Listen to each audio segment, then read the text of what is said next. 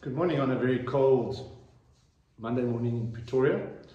After the Springbok victory and the All Blacks victory in the first round of the Rugby Championship, I want to talk about the new Springbok jersey, about the new Nike jersey, which I'm quite impressed with. But first, a little bit about previous jerseys and so on. So it's not the first time that Nike has sponsored the Springbok jersey. They did so in previous eras, post 1999 World Cup, 2003 World Cup, when it was still cotton jerseys. It was Nike was the main sponsor for the Springboks until the 2003 World Cup. I still remember, I still have a Nike jersey that was worn when the team was coached by Harry Viljoen, 2001, 2002, and it was the last cotton jersey. It was a cotton jersey with golden trim lines. Not the best era for the Springboks. Probably a highlight then was beating the All Blacks 46-40, but not the greatest era. And then after that, Rudolf Streuler became the coach, and it was the first synthetic jerseys. I'm not 100% sure, the nylon polyester jerseys that it was worn.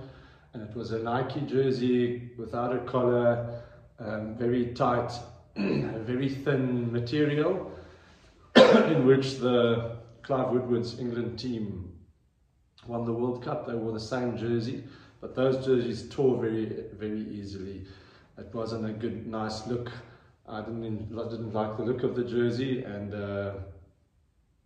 after that, Canterbury became the sponsor, and in 2007 we won the Rugby World Cup in the Canterbury jersey.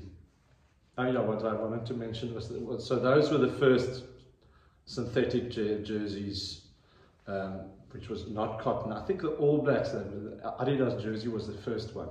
Tight-fitting jersey. It had this rubber on the jersey to give extra grip to the ball, which a lot of the teams still do.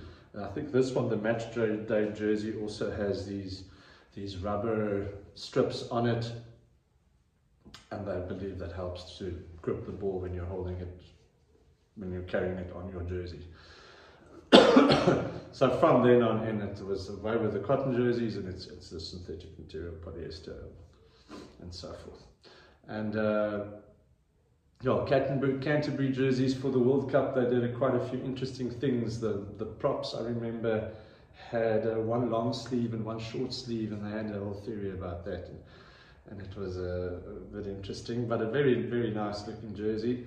Interesting that Canterbury is also a New Zealand company, while at the time New Zealand, and I think to this day, they wear the Adidas jerseys.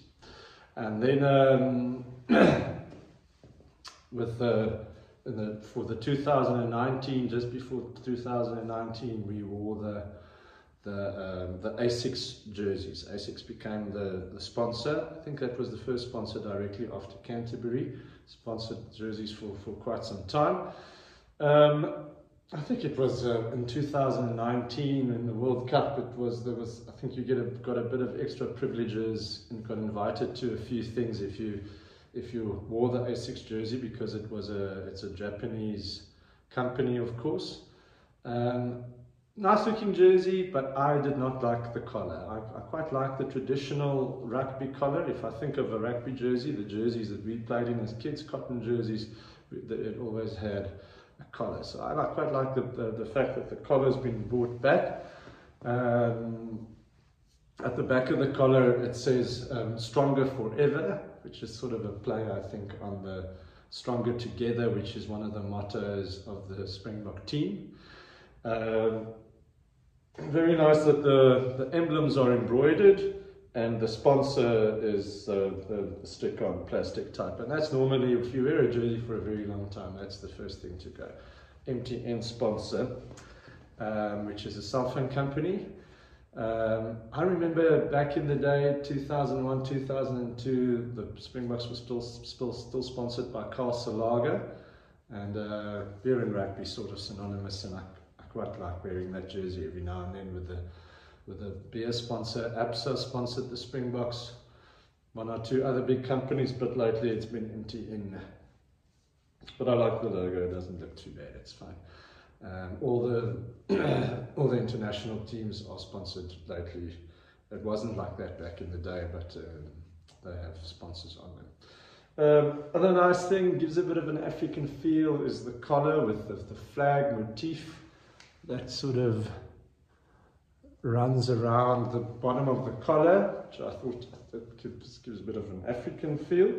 I like the yellow on the sleeve. It's a nice thick material, so they obviously didn't want to make that mistake again of making the material too thin like it was in 2003.